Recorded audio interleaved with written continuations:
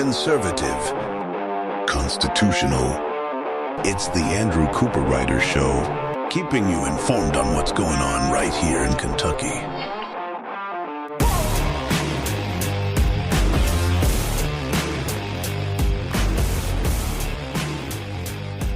And welcome, everybody, to an amazing day right here on the Andrew Cooperrider Show. And today we're going to talk about the most interesting race in Kentucky. It's not the presidential race, because truthfully, that's not really that interesting in Kentucky. It's kind of a foregone conclusion. No, we're going to talk about the race for Johnny Turner's seat. Johnny Turner, unfortunately, passed away about a week or so, 2 weeks or so ago.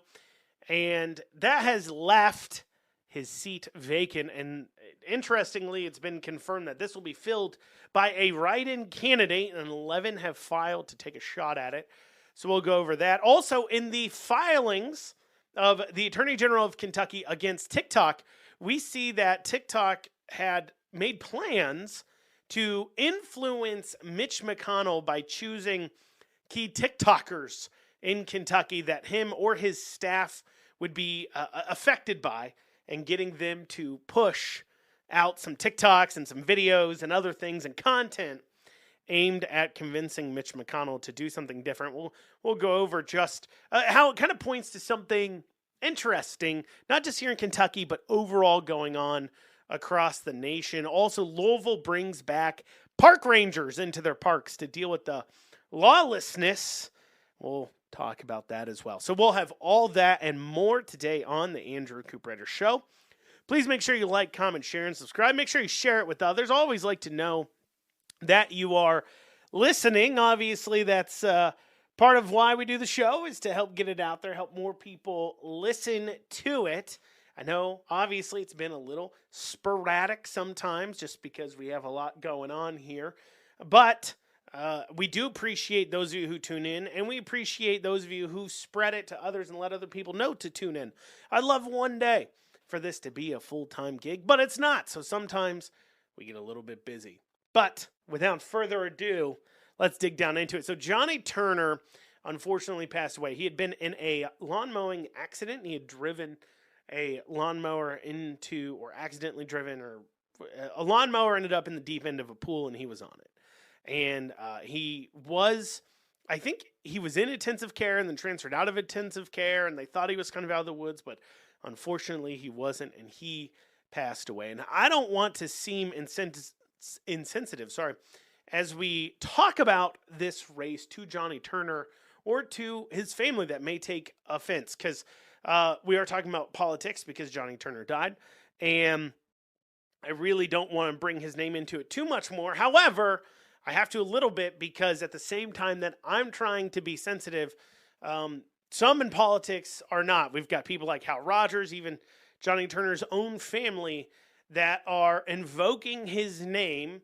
And we've seen this before when senators or House reps pass away. People invoke the person who passed away's name to say, well, this is who they would have wanted to take over the seat. And of course, it's a little bit of a dirty trick, I'd say, to a degree, only because you're not going to say, I mean, in whispered halls and things, people may mention, like, actually, he wasn't a super great senator or something else, or we had an issue with his record. But because it's now faux pas, you literally can't say anything negative about the person who had passed away. You can't say anything about what their record anymore, whether they were actually a good senator or not. And so therefore, when somebody comes along and says, oh, this is who wanted to take it over, this is the person, no, it's really hard to argue against that. But it's even harder to win this kind of race when you have 11 write-in candidates running over pretty much 11 days. That's 11, well, a little less than that now, right? About a week. A week. They have a week. That's right, to win this election. So that is very interesting. Now, I do want to take a second before I dig into this race itself to talk about election laws, because this goes into election integrity. That should be very important to any conservative out there, is election integrity. And one of the things I'm always worried about when it comes to election integrity is a lack of understanding election laws. In fact, I've run into it myself, where I've had county clerks not know what their own laws are. I've had to put a restraining order on a county clerk who threatened to arrest me because he was unaware of his own the laws in the state of Kentucky that govern how elections should be run. I was right. Federal judge agreed. State judges agreed. Everybody agreed. He even signed the consent and said, yeah, no, he's right. That is the laws around this. You cannot arrest him.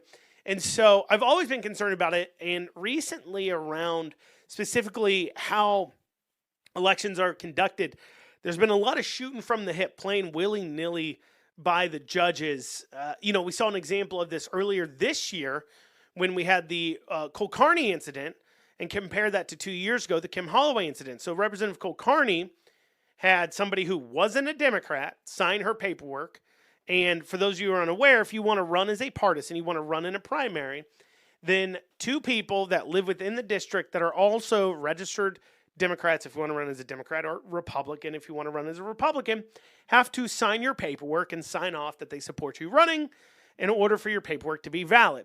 And so if you sign up to run and the person who signs, one of the two people, isn't a Democrat in this case, because Cole Carney was running for the Democrat Party, or doesn't live in the district, your paperwork is not valid, or it's not supposed to be. Well, Cole Carney had a person, not a Democrat, sign her paperwork, and it was taken to court to sue her off the ballot. And the original judge had went ahead and ruled, I believe the original judge ruled Cole Carney was okay, and then the appellate judges ruled that she was not valid to be on the ballot, and the state Supreme Court also ruled she was not valid to be on the ballot. However, because the initial judge, for whatever reason, decided to go ahead and allow the election to move forward when they were unable to get her name withdrawn off the ballot in time, and so her name gets printed on the ballot, she wins the primary, but technically she wasn't eligible. Now, how this had worked priorly was that, if we rewind 2 years ago, was that Kim Holloway was running against Richard Heath. Now remember, for those of you unaware, Kim Holloway, there in Kentucky's, I believe that's the 2nd House District, is now the House Representative-elect because she beat Richard Heath in this last primary. But 2 years ago, she filed to run, and one of her signers was not a Republican. They thought they were not. And so the person had changed her registration to fix it, everything else, but she was taken to court, same as Cole Carney was, and then removed off the ballot and was considered ineligible. Her name wasn't printed on the ballot, and so she wasn't able to run then. She actually ended up running a write-in campaign in the general, and she got a pretty significant amount of votes, right around 2,500 write-in votes, I believe, if I'm not mistaken. That's a lot, and that certainly carried forward and led to her victory in 2 years. But I could obviously make the argument that she would have won 2 years ago, not Richard Heath, had she not been kicked off the ballot. I can make that argument. We can certainly do that because she beat Richard Heath now. And so the question becomes, did one, the court stepping in change the outcome of those elections? How did that affect everything? But two, why is it different for Cole Carney? Because what ended up happening in the Cole Carney case, she was kept on the ballot, won the primary, but then was disqualified. Now, normally if she'd been disqualified earlier, she wouldn't be on the ballot, and icto facto, the only person on the primary would have been the only Democrat in the primary. The primary would have been canceled or whatever, and he would have won. But since it happened and she won the votes, the ruling was made that there had to be a internal decision made by the Democrat Party to pick who would show up on the ballot. So normally, if for some reason you have a candidate that is ineligible or something happens where they're removed off the ballot, by not necessarily certain circumstances, it gets kind of funky. The parties get to now pick who they want to represent them in the general election. So if they had somebody during the primary, they had a nominee, that nominee is no longer eligible and it's within a certain time period, the party now gets to pick who they want to represent them. There's like an internal party voting that goes on and yada, yada, yada. Well, Cole Carney is eligible to receive that nomination. So she's eligible for re-election now. That wasn't the way it played out 2 years ago for Kim Holloway. They didn't cancel the primary and say, well, now the Republican Party gets to choose who represents them. They didn't leave Kim Holloway on the ballot.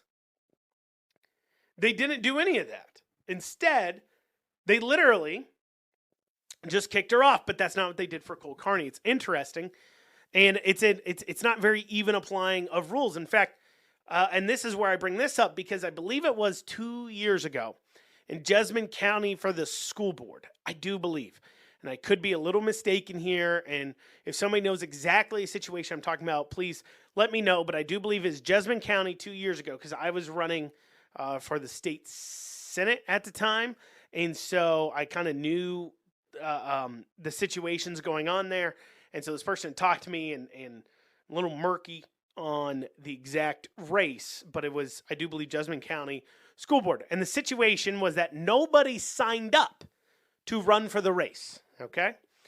And the person then, a person did sign up to run as a write-in, and they were the only person to sign up to run as a write-in. Now, normally, if there's a vacancy on the school board and nobody signs up to run and it ends up being empty, or there's a vacancy for constable or magistrate or anything else that is at a certain level, other than, of course, the state legislature, because that has different rules due to special elections, the governing bodies, so in this case, if there's an empty position on the school boards, the school board itself appoints somebody to fill the role to finish out the term until the next election cycle for that position. Well, nobody had signed up to run, but there was this write-in candidate who signed up to run.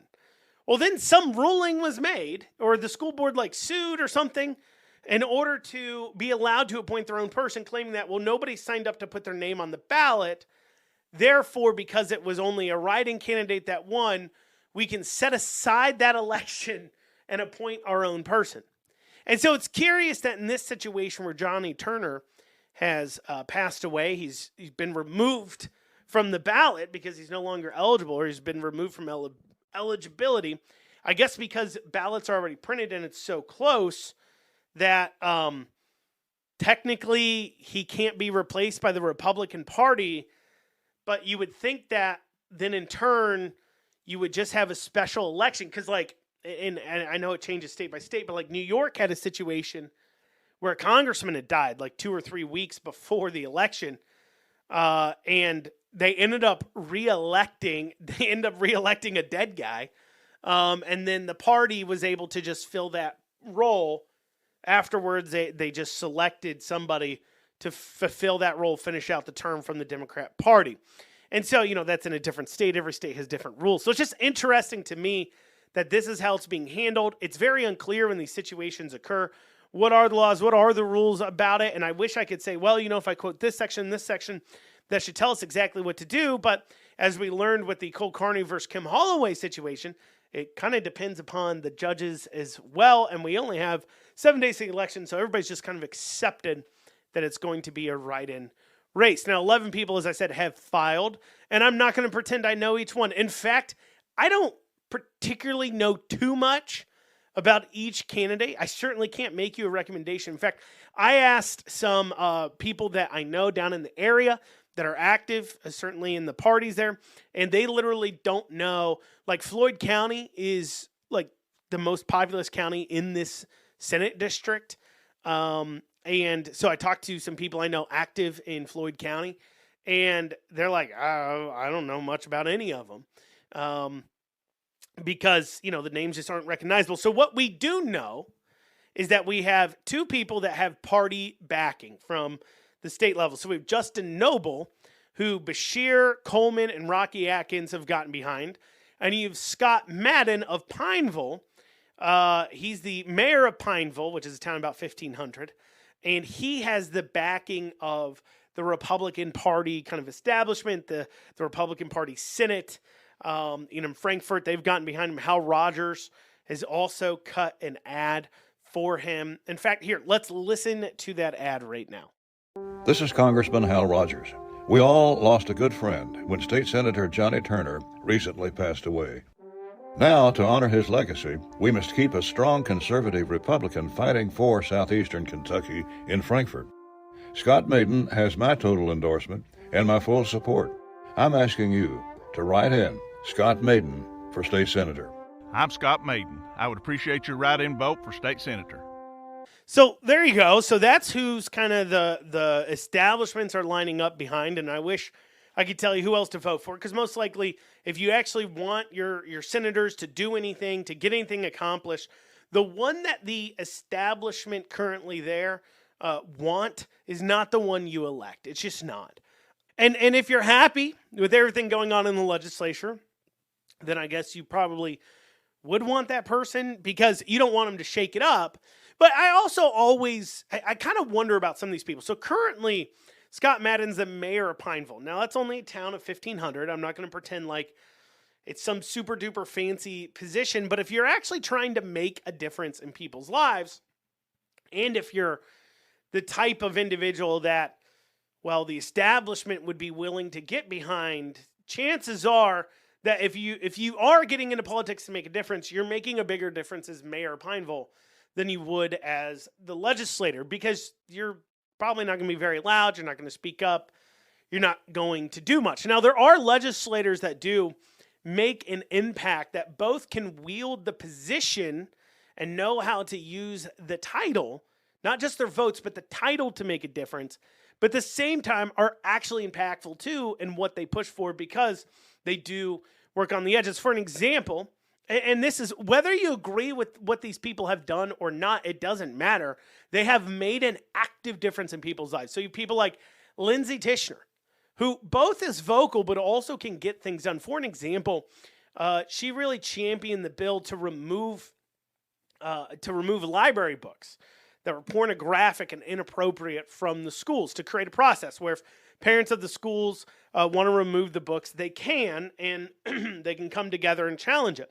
Well, of course, she wanted them to be able to be removed, but the backbone lacking Republicans, the lackluster quote unquote Republicans up there, decided they wanted to go ahead and not make huge moves on that. So what they went ahead and did was just create a process that you can ask for the book to be removed, but if the school disagrees with you, well, then you can go ahead and say, well, at least I don't want my child to be able to get that book. So they were able to at least say that a parent can restrict what books a child has access to, and that's due in huge parts to Lindsay Tishner going ahead and championing that issue.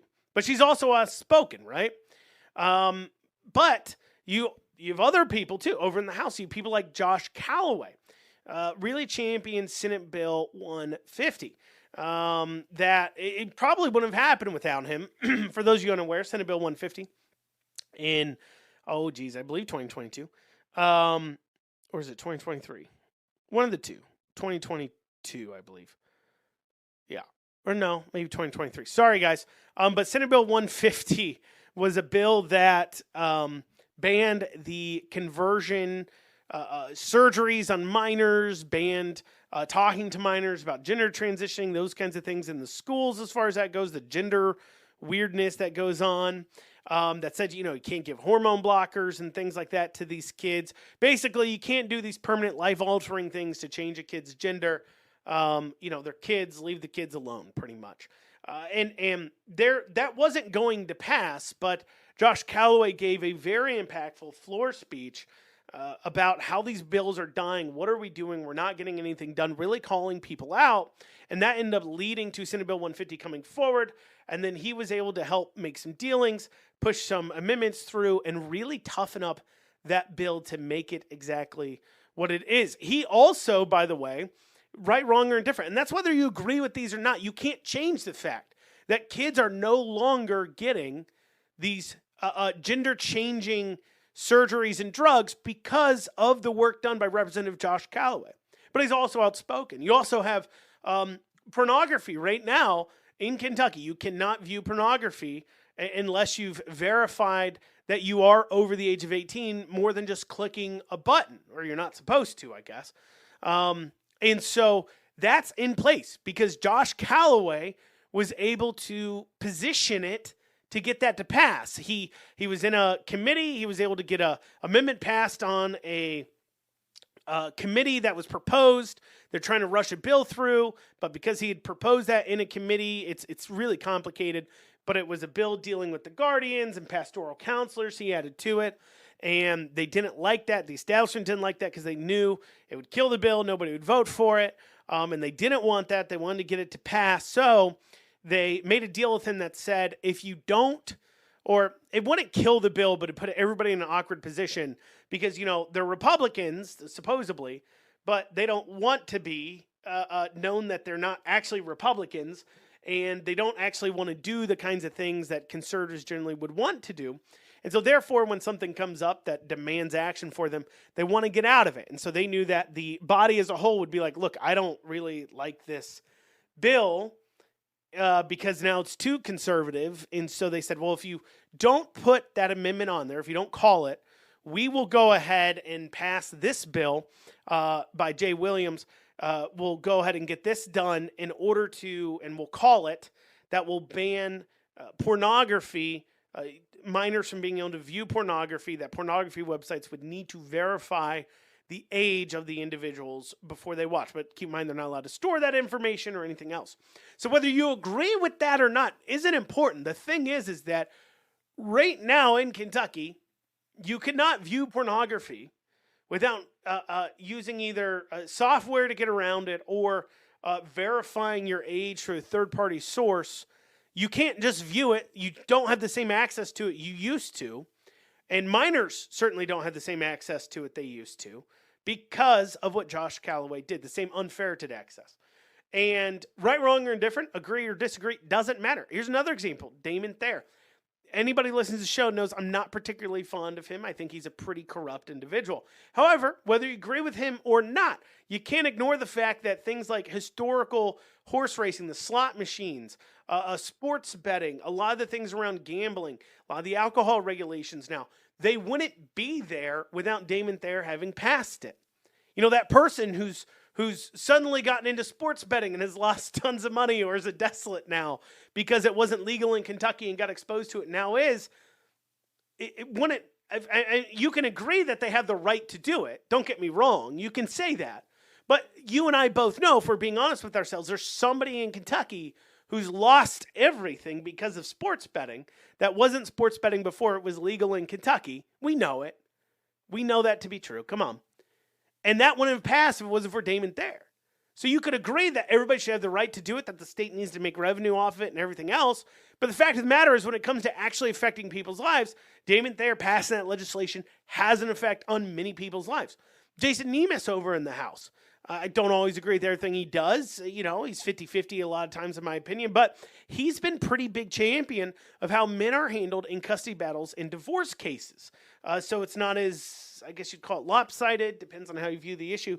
Like I said, right, wrong, or indifferent, but the kinds of legislation that Jason Nemeth has got passed has changed whether or not men see their kids, has put men in a position to see their kids more.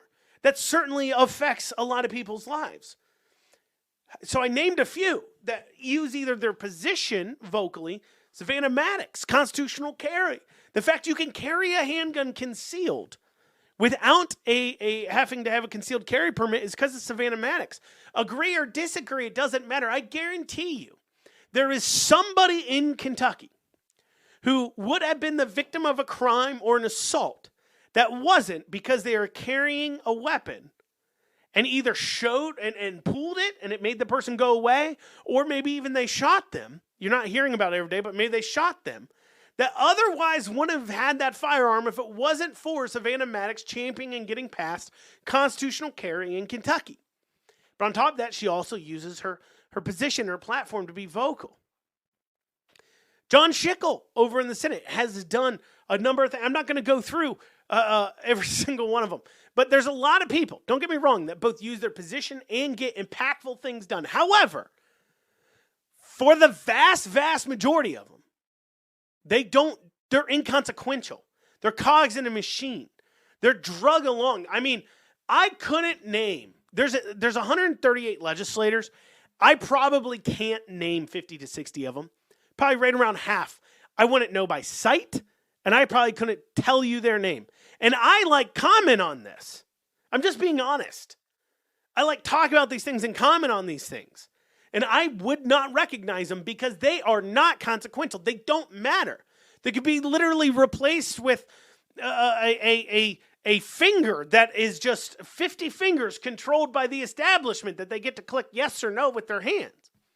So I say that to say, if you get into politics to make a difference, but you're the kind of person that gets just this vast backing from the leadership, what difference are you making as a legislator that you wouldn't make a larger impact on more people, even if it's only a town of 1,500, as the mayor of Pineville? I thought the same thing about Tony Hampton in Scott County. He's the sheriff. He's now running for state house rep. Like, you're running from, you had a position making an impact that you also didn't have to travel far. That you were able to do more, and now you're going up to the legislature in Frankfort that you have to travel, probably get paid less in a lot of these people's situations. Probably not Scott Madden, but for Tony Hampton.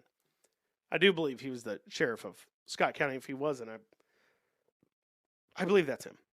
If I'm wrong, somebody correct me, but I believe Tony Hampton was the sheriff of Scott County. Anyways, you're now going up there, probably getting paid less in a lot of these positions to do what? You know, it's just, that's the point I'm making overall. It doesn't make any sense at all why some of these people go up there. But anyways, regardless, the point is you've got this write-in campaign. Very difficult to run write-in campaigns, obviously. They have like a week, so nobody's going to go negative, or probably not. They really don't have the time. It's going to come down to who's got the most money to say their name. And so, you know, you can call it democracy, that Scott Madden of Pineville is probably going to win the position. But I wouldn't, because it's just that all the establishment came along. They dumped 50 grand or 100 grand into a 1 week campaign. Nobody else has that kind of money to dump so quickly that they, you know, that they can raise it too. You got to raise it. Nobody else has that money. So we're going to go ahead and just, you know, move along. And so that is, it's just a little bit about that race going on there. Interesting in the filings though, Russell Coleman, Attorney General here of Kentucky, he, in his filings against TikTok, he talked about how they're using influencers to target politicians, and specifically, they looked at Mitch McConnell, and they're looking at they're looking at ways to use influencers to make an impact on the McConnell camp, on whether it's his staff or himself or anybody else, in order to make an impact on how he would vote on the TikTok bills coming down and you know, cutting TikTok off from Chinese ownership. And it's only interesting to me because we start to see in this one Kentucky filing how these companies can operate with these influencers, and how they'll do these coordinated pushes where they look for certain individuals. So they talked about gun shops in there. They talked about hot dog store owners. They talked about, you know, restaurant owners. They talked about different business owners that could really make a difference on how Mitch McConnell would have voted. And it's certainly, when you look at the national level, you see some shadows of the same types of things, because you'll see multiple accounts posting the same things over and over again. So, and then after they've posted it a lot, these multiple accounts, then finally the campaigns pick up on it. So it's almost like the campaign wants to make an argument. But if they just came out with the argument, it seems so out of the blue. It seems so out there. So instead they go through and they pay these influencers, and they've got to be paying for them all to get on the same track at the same time. And so they got to be paying them, so that way they start floating the messaging for them. They see the response. And then they go ahead and run some ads about it. They now have their coverage, right? Because if they just run an ad out of the blue about something, well, then people will be like, what was that about? That doesn't make sense. Their influencers don't know how to cover for them on the social media with the base. Because, you know, Democrats, unlike Republicans, actually care what the Democrat base thinks. I mean, we've recently seen on the Republican side, you have the Kill Tony fiasco, or Tony Hinchcliffe, the stand-up comedian. He has the largest live podcast in the world. And I don't think people realize that. He is the largest live podcast in the world. He's the host of it. It's called Kill Tony. It's a comedy podcast where they draw names out of a bucket and they get 1 minute to do stand-up. If I'm to be honest, I do listen to the show often. I find it quite funny. But anybody who knows Kill Tony, looking at the jokes that he did up there, like those are actually pretty mild. But in the grand scheme of things, like he has made some jokes. Certainly has. And what's funny too is Tony is in no way, shape, or form an extreme right, conservative, racist in that sense at all. He doesn't hate anybody of any race or anything else. He's just an equal opportunity roaster. And if you watch the show, you've seen him roast everybody. You've seen him roast even Trump lovers. He'll roast. There's a woman who goes on his show often to do stand-up 1 minute that raided the Capitol on January 6th or was at the Capitol on January 6th, and he'll roast him. He'll roast him. In fact, he has Shane Gillis and Adam Ray, two comedians, come on, and one will play Joe Biden, one will play Trump. But it's just no holds barred. They make fun of Trump just as much as they make fun of Biden on there. It's just a comedy show, right? At the same time, he understands what's going on in his country and everything else, and so he supports Trump. It's obvious he supports Trump. Anybody who's listened to the show knew that he was supporting Trump. Anyways, I say all that to say that, the left was always going to find some reason to make that Madison Square Garden thing seem racist. I mean, they're doing it preemptively. Just the very fact that Trump would hold a rally at Madison Square Garden, well, that makes him literally Hitler, right? That's what they're saying. But anyways, so in a way, it's kind of better that Tony Hinchcliffe is taking the brunt, because at least then they can be like, well, Trump didn't say it, and so it doesn't really affect too much of that. But what I can say is that the establishment and Republicans are like freaking out over this for, in my opinion, like no reason. Like no reason. It was clearly a joke. Everybody knows it's a joke. Stop caring so much about what leftists who get offended over everything is. I mean, we literally just had George Lopez making a joke at a DNC rally or at a Governor Walz rally about Mexicans stealing all the construction material for the wall.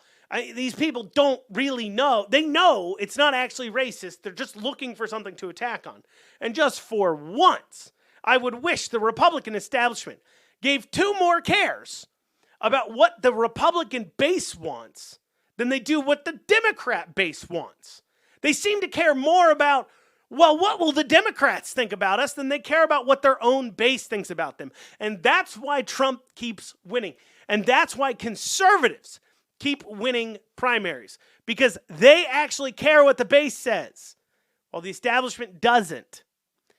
And I bring all that up because when it comes to the TikTok and influencers and everything else, we've seen multiple accounts and coordination where they are messaging to their base to lay fertile ground before they run the ads. And so one way we've seen this, and this goes into the TikTok kind of, I just guess, influencer coordination in general. We've seen, I've seen multiple accounts posting about, oh, I'm in a deep red area, but signs are coming down, and you look and the person doesn't live in a deep red area. Or you'll see multiple accounts talking about how they converted some dad or mom or some family member that was ultra-right to now voting for Kamala Harris, which is actually a well-documented Democrat campaign method, is to not have individuals go out and necessarily knock doors right away. So if you're a new volunteer, and a lot of them, what they'll do is they'll have you come into like phone bank or text bank or something. But when you come in, they actually ask for you to first go ahead and text, call your own family and friends to tell them and get them who to vote for before you start calling random people or start knocking doors. They'll have you reach out into your own circles. And so the idea of pushing you to go ahead and get into arguments with your friends and family over politics, well, that's not new. And speaking of getting into arguments, and here's one of the things I've been seeing for a while, is this weird idea that there's this massive amount of women out there who want to vote for Kamala Harris, but won't tell their husband. And so for literally weeks now, I've been seeing posts on social media about telling women that your husband doesn't have to know your vote. You can hide from your husband who you're voting for. It's okay. You can hide it. And now we have this Harris campaign ad covering that. Let's go ahead and take a listen to that. Your turn, honey. In the one place in America where women still have a right to choose. You can vote any way you want. And no one will ever know. Did you make the right choice? Sure did, honey. Remember, what happens in the booth stays in the booth. Vote Harris Walls. Vote Common Good is responsible for the contents of this ad. So that ad on its own, if they just played it, and I know you guys couldn't see it, but the woman was wearing like an American flag hat and was coming in, and then her husband said, "Oh, you picked the right one, right?" "Oh, yeah, sure did."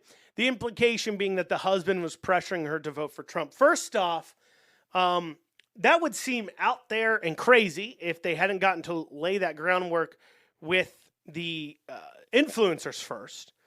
But also, I will point out a very important fact, and this is why they're doing so bad with men, but this is also why, in general, I think there's going to be some backlash for the Harris campaign from married women. They think this ad's a good idea. However, I would say that if you're in a marriage where you can't be honest about who you're voting for with your husband, not that you necessarily even have to talk politics with your spouse, but if you do talk politics with your spouse, which would be the implication that your husband talks politics all the time for him, because it would have to be. If he really, really cares about who you're voting for, then he has to be highly involved in politics. And you don't feel like you can disagree. You feel like you have to lie to him about how you really feel on subjects and things like that. You need to have a discussion about your marriage. This isn't a politics discussion. You shouldn't be showing up to the voting booth at all. You should be seeing a marriage counselor, because that isn't healthy.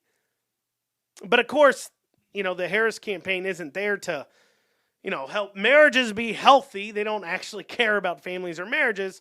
All they care about is getting that vote, regardless of who they're driving apart, until you'll start to see that. But I was curious what they were leading to, because I was seeing it so much on social media, and now we're able to see it. Okay, for our final story here, we got Louisville bringing back park rangers. Apparently, Louisville used to have park rangers that specifically patrolled the parks. They took them away, but now they're bringing them back because the parks have gotten out of control. They say their main job will be, of course, enforcing park hours, but also enforcing, you'll see them enforcing things like bans, like if you're misbehaving at parks and you get banned, they enforce it, so on and so forth. And I don't understand, though, why this has to be its own law enforcement agency. So they're creating this own law enforcement agency under Parks and Rec in Louisville. And I guess it's just a testament to how dysfunctional the Louisville Metro Police Department is. If Louisville Metro Police Department can't create its own division for a couple of officers, for 2-3 officers to be dedicated, or 5 officers or whatever, to be dedicated to patrolling the parks and enforcing park hours, then we have to create a whole nother police department. I say this because you got to think about this, right? So you need a whole command structure, all new equipment, all new standard operating procedures, all new way that this process works with regular police. Where can you patrol? Where can't you? I mean, it just creates so many issues. Why not just say we have a parks division of our Louisville Metro Police Department, and here's 5 dedicated officers or 6 dedicated officers to patrolling in and around the parks. Period. That's it. And like I said, I guess it's just that it's just such a tire fire that they're like, look, the police department can't handle patrolling parks right now. They're just too busy dealing with, pool party gate, where there's an adult pool party where I guess polyamorous police department couple came on to the same woman or something, according to a lawsuit. Like, apparently they're dealing with that, and they're dealing with not being able to turn on their body cameras and going through a new chief every week. They're dealing with a lot. They don't have time to patrol parks, which certainly probably doesn't make the people of Louisville feel very safe now, does it? Well, y'all, that's what we have time for today on the Andrew Cooperrider Show. Thank you so much for joining me. We'll see you again here shortly. Hope you have a great rest of your day.